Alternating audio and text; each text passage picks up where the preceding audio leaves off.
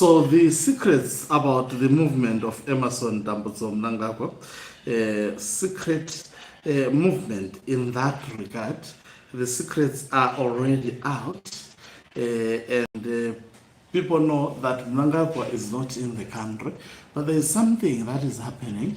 The vice presidents have not said anything about it. The government officials remains mum about it. Most probably they are doing so because the initial instruction was to those who are away, I'm going out of the country, make sure it remains a secret until I come.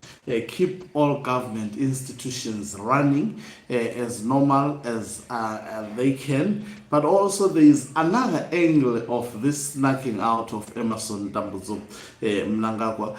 Remember, when he went, it was at night. It's very suspicious. Secondly, there was also another plane full of gold that followed him. Of course, we saw the visuals of him inspecting the gold. We thought it was going to end at inspecting, but when we hear that the gold also followed Emerson Dambudzo Mnangagwa, it was at night. It was meant to be a secret, the secrecy that was busted out by the people of Zimbabwe. Now it's in the public domain. A lot of things that are scary have been happening in Zimbabwe.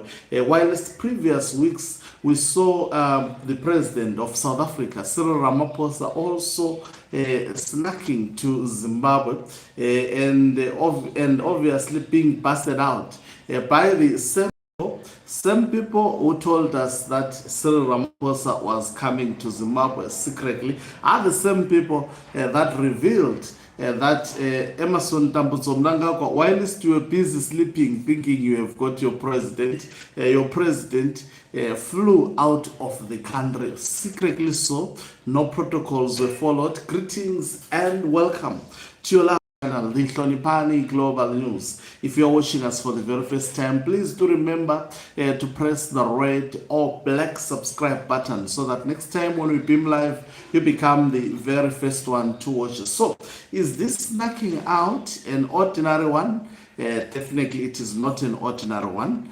And also, is Mnangagwa in the process of facilitating the transition between him and retired General Chiwenga? Why was Cyril Ramaphosa in Zimbabwe? Did he strike a deal between Chiwenga and Emerson Dambudzo Mnangagwa? I think that on its own raises a lot of questions, unanswered questions to the people of Zimbabwe.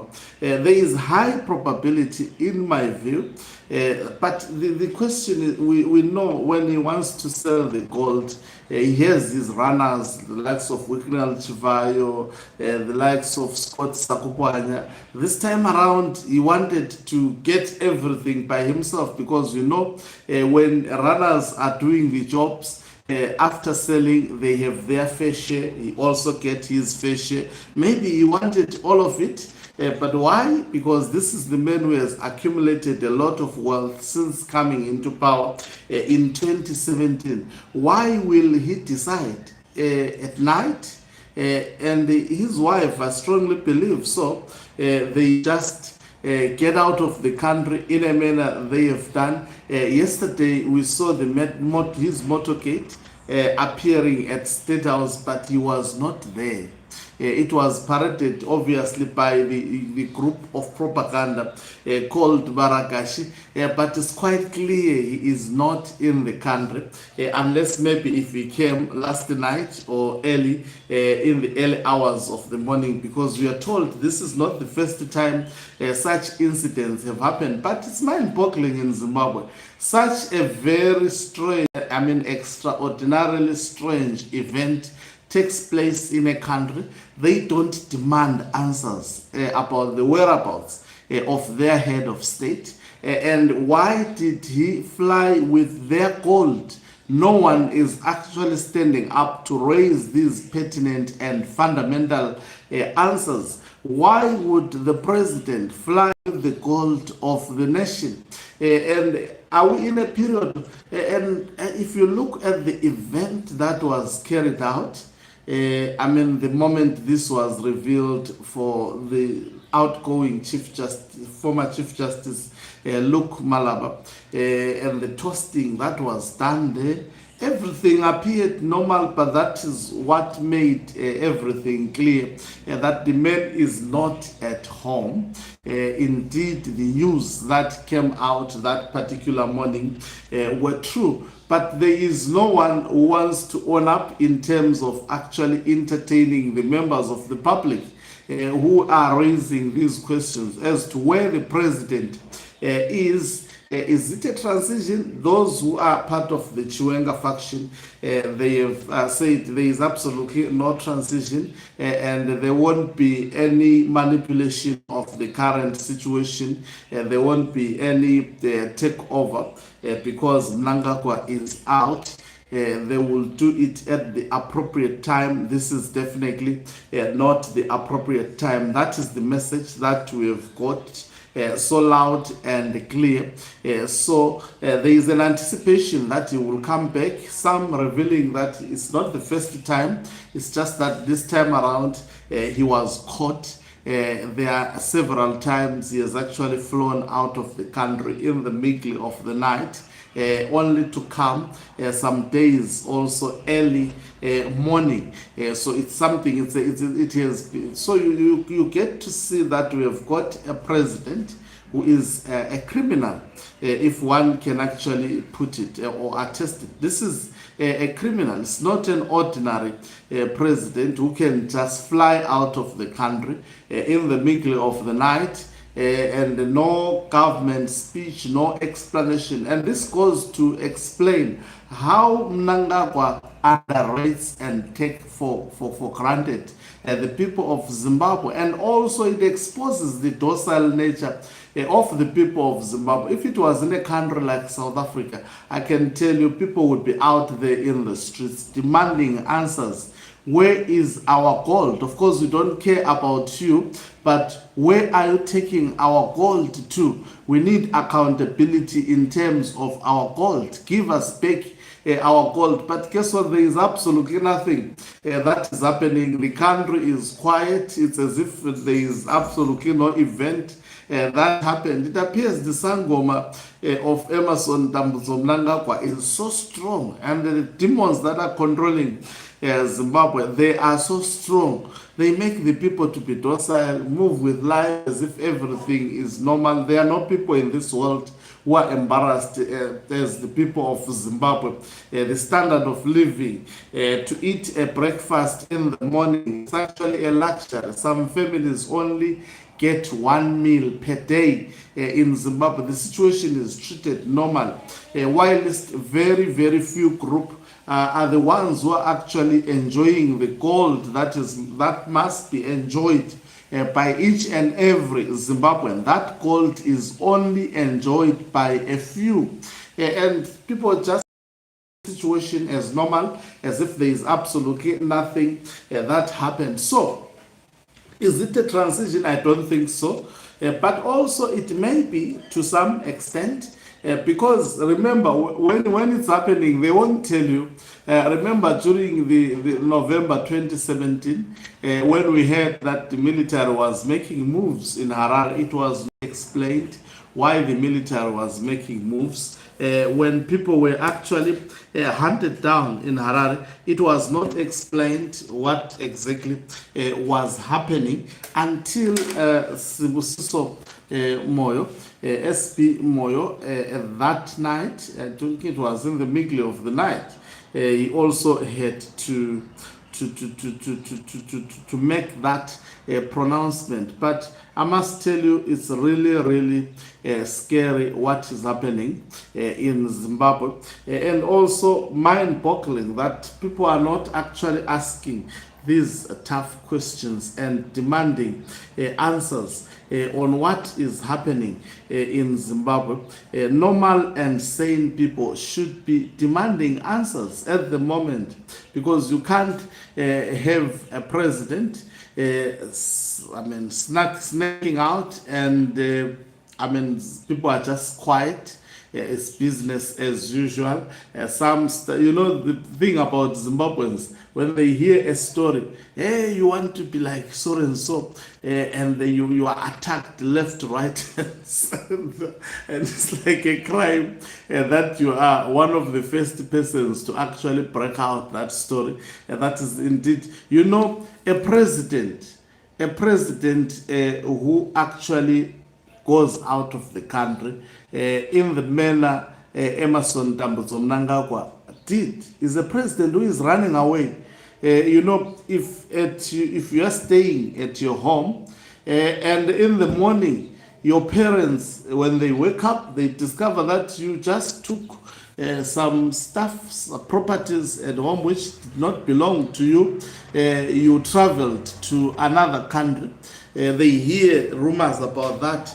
In our language, that person has run away.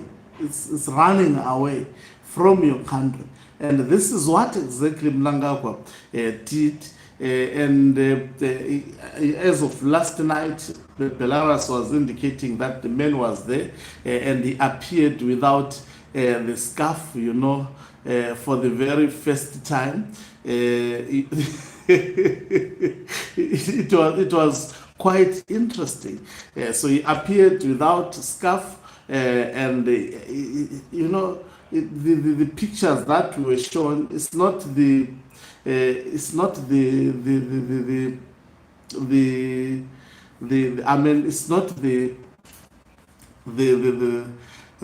expectations. That's not the imagery that Emerson Mnangagwa has always given us. Sometimes I try to read what people would be actually writing. Anyway, that's why you see me sometimes stumbling, because I'll be trying to get some sense of what someone is saying. Some they say important things, but some they waffle as usual. This is what is happening. You don't have a president, no actually answers. Nobody is demanding answers. Your president took away your gold. You're just mum like that. Typical of Zimbabwe. I'm not surprised. This is what Zimbabwe is known for. They rig elections in front of you. Just keep quiet. It's business as usual. You would not say anything. In fact, you will start to accuse the person that has been taken advantage of. That elections, I see there's a lot of talk about people wants to put every weight of getting rid of Mnangagwa on one man, that is Nelson Chamisa, and I don't think it's fair. He would not be capable, even if I was in his feet, I would not be capable to be actually my duty to remove one man. I've seen a lot of people actually firing missiles. Why don't you also take an initiative without and be a leader? And actually demand accountability at this point in time. If people of Zimbabwe stands today, ZANU-PF is at its vulnerable position, especially now without a president who communicated his departure, communicated it to very few individuals, said to them, you must keep it as a secret.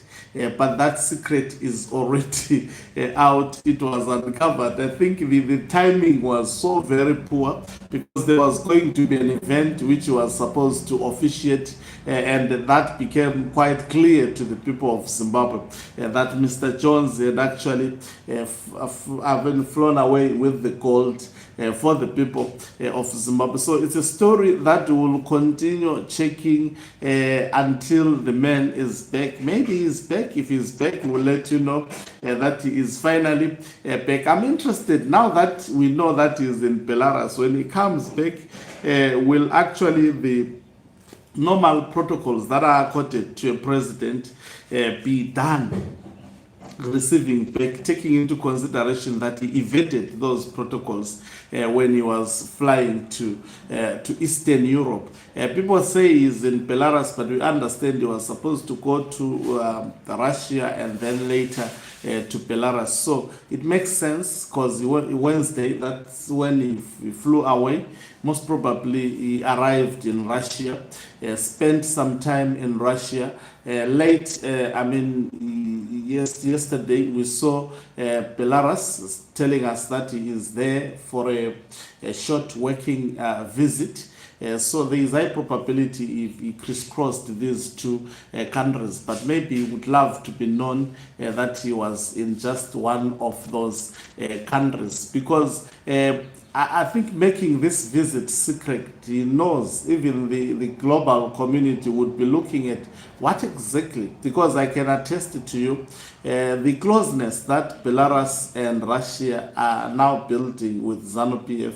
It is suspicious. It would also be suspicious to the Western powers as well as the United States of America. I've said that Zimbabwe has large deposits of uranium that is critical in terms of developing nuclear weapons. Belarus has interest and ambitions to actually have nuclear weapons, and Russia has touted sending some of its nuclear infrastructure to Belarus. So, saying it's a strategic, actually, it to be strategic military positioning of those weapons. And Mnangagwa frequenting in that country, of course, he went there with the gold to sell and come back with money. He has to do a lot of work, and also I strongly believe going there, if it's not part of the transition, if it is not the process of transition of power, he is going there also to some kind of get some security aid, because the moments ahead, after 2 weeks, we know that submissions to the parliament, they are lapsing almost today, if I'm not mistaken. Today is the 16th. On the 20th, the submissions would have lapsed.